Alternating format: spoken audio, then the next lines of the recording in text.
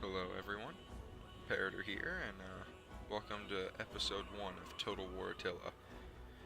Today, I believe we're gonna go ahead and we're gonna play a game as none other than the Saxons. Just about the ancestors of anybody who came from England. One of the more interesting historical kingdoms from this time in history as well. We're just going to play on normal difficulty, because this is actually my very first time playing this game. And we're just going to jump right in as Guis of the Germanic pagan religion.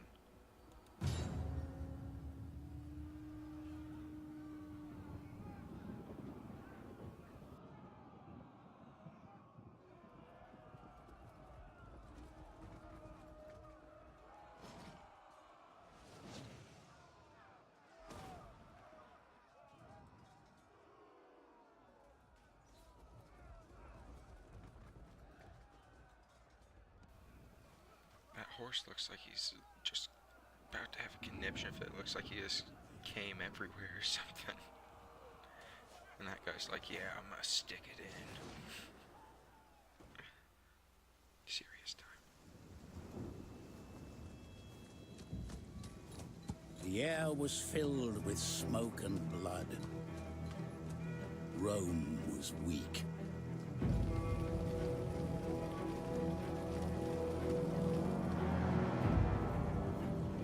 The tribes grew in strength and number.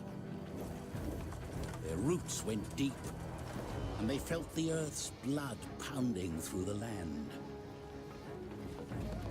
But their borders were threatened, for a great storm raged in the east.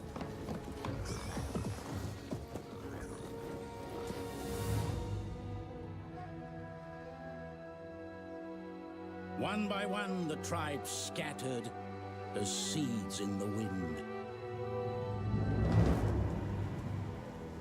And behold, a red horse, and power was given to him that sat thereon to take peace from the earth. The blood of their kin would be avenged.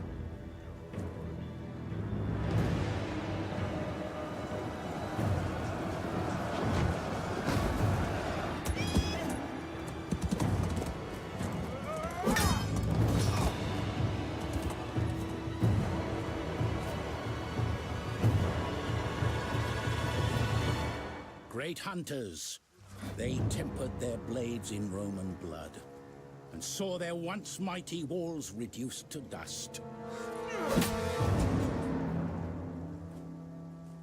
They made ready for war.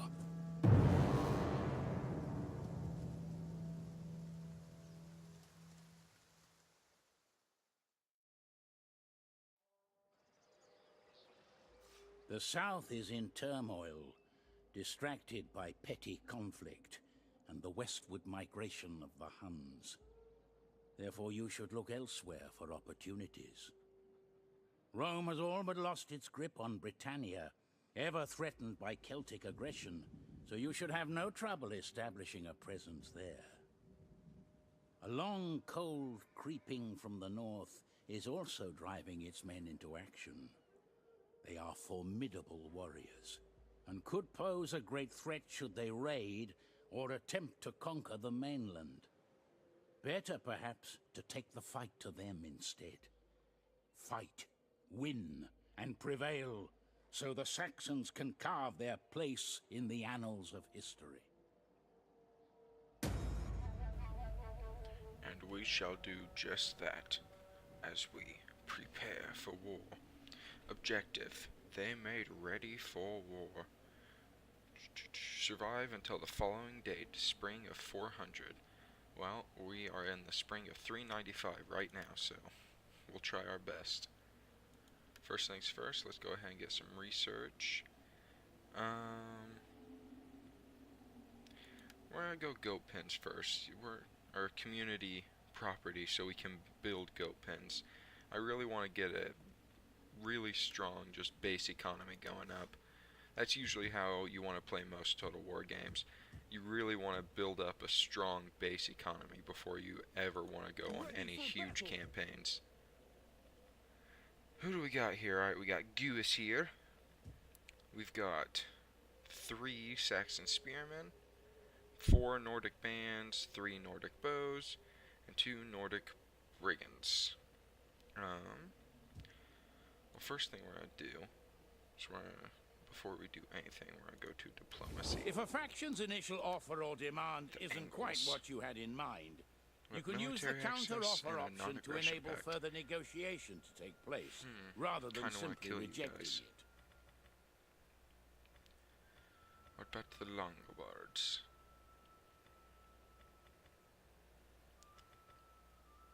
Let's see.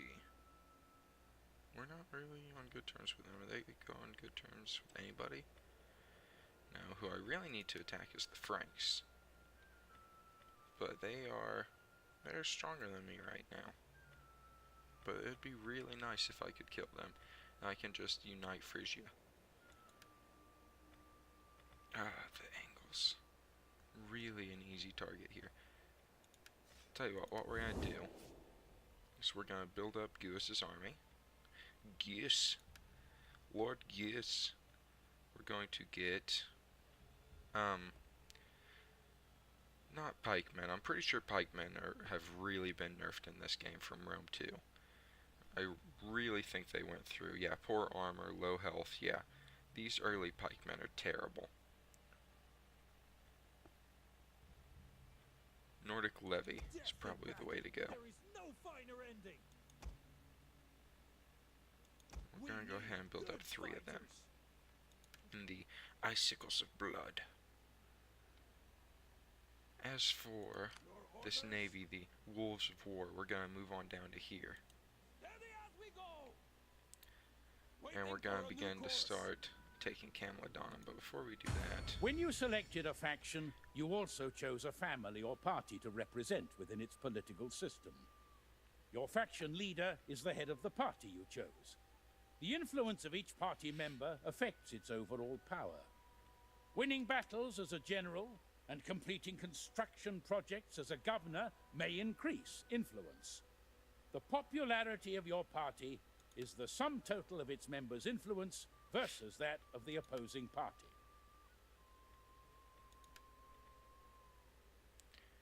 Let's see. I could declare this one as my heir. I can do a lot more cool stuff with him. Now, what I really want to do...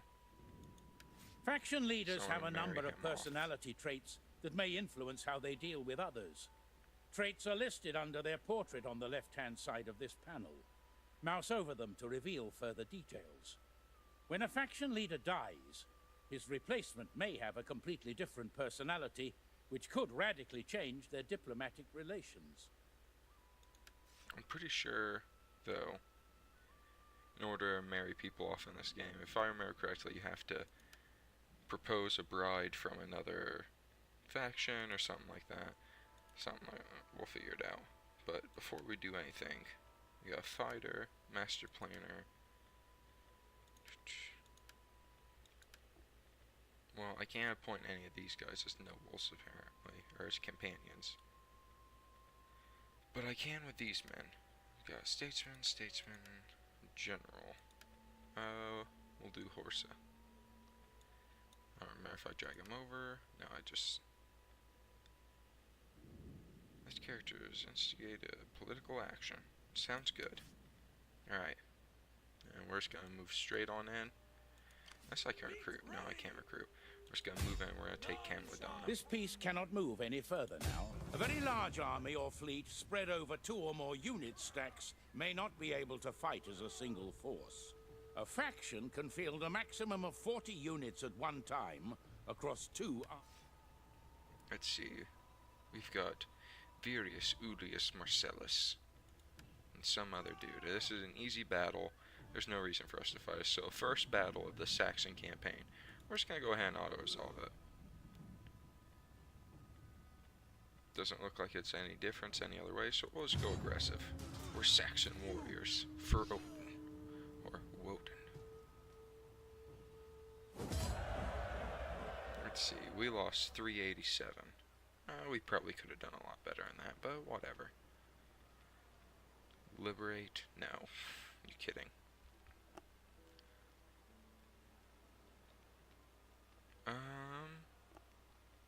we're just gonna occupy it. Thirsty for battle! A province consists of 3 regions, each one containing a settlement, the hub of activity within it. One of these is always the provincial capital, a major walled settlement, whilst the remainder are minor settlements without defensive walls until fully upgraded. Ready for battle! Recruit units.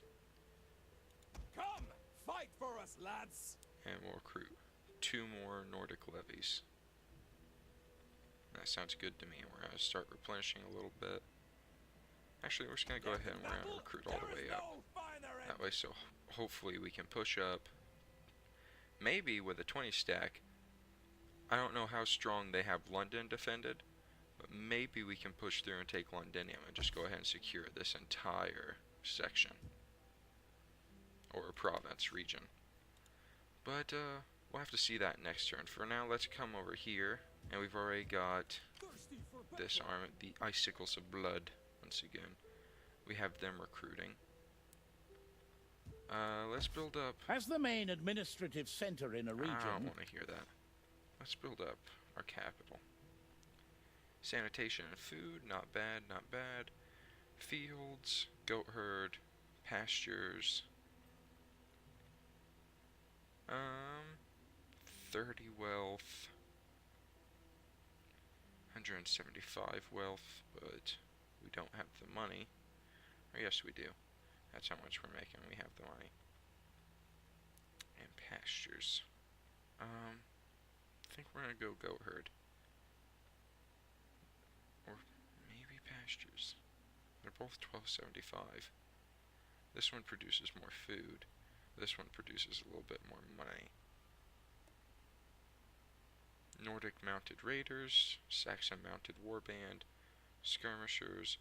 I'm gonna go with this. I want some Saxon mounted warband. Don't know if it's any good, but it sounds good. Sanitation.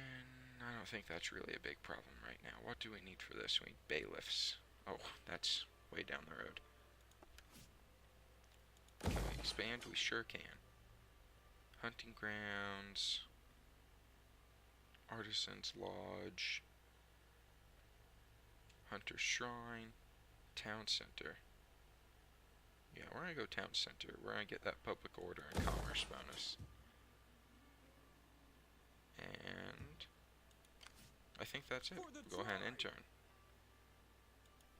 This panel shows you the information about a character belonging to your faction. Their name, position on the map, traits and skills relating to their abilities are all listed, along with details of household members or objects. Always a good one. I can assign a provincial governor in Britannia Superior and Frisia. Well,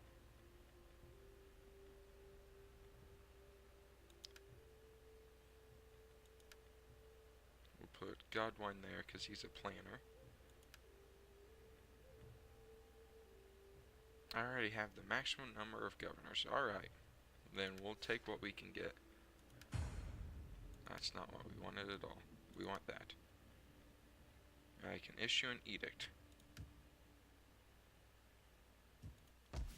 Alright.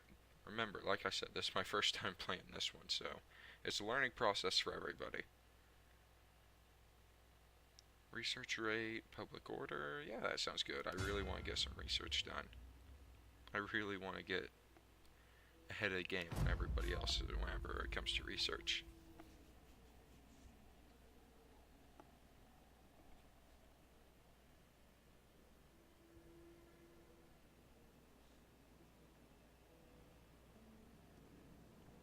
Oh, the Romans are pulling troops in.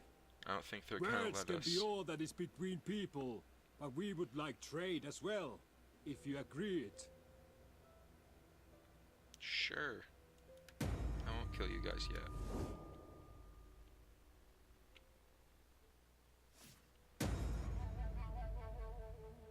A scrupulous rival has spread foul rumors about a member of your family. Give the order and they will be silenced. Lose 4 control, and we gain a trait. How much influence do we have? 52.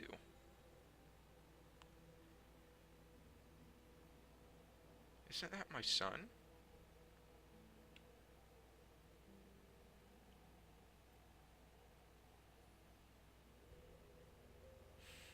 Pretty sure that's my son. So we're just gonna ignore it for now, because I really don't want to kill my son. Horse gain the office. Sounds good to me. Really want to take Flavium. And we're at negative 125, which is just what I want to see. War declared, the Franks and the Vandals. Trade agreement.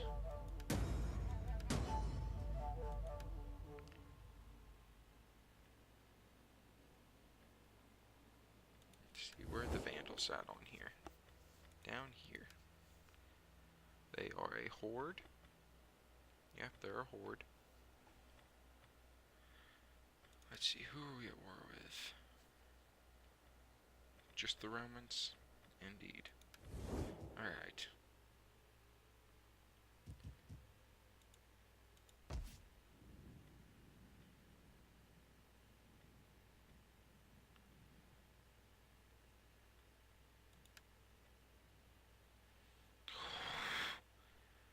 Whew. Shit. 7,560. I do not see us having the money for that anytime soon. But what I do see us having next presidential term, next turn is hopefully Lindum. If we get really lucky, if they didn't pull maybe too many troops over, maybe Londinium, but definitely Lindum. All I know is that the Saxon people are not going to survive very long if we can't move in, start conquering more peoples. How strong are the Longobards? They're 36. We're 6. Thirsty for battle. Think we're gonna take a big risk here. We're gonna get another Nordic levy. Come, fight for us, lads. And a hurler Ready to do your duty and 2 to the warhounds. And next turn, when we've got that 20 stack, I think we're gonna move on our Gallia. We're gonna try to kill the Longobards. So right now, our only options are either expand or die.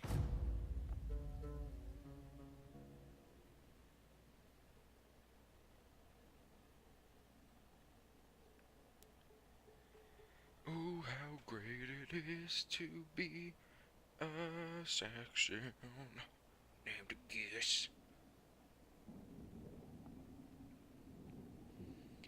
Alright, I think that was just a scout they moved through. The Varinians. Population surplus, that's good. Means we can expand the city. Caledonians declared. Household gained. Armor isn't very good, but battle movement and melee attack, we can take that. Food shortage resolved. Alright, I'm all for it. Let's see, we'll get... I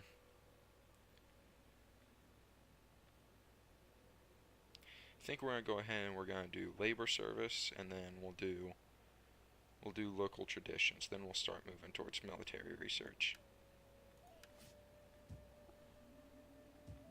But we'll move him down to the border. Ready for orders.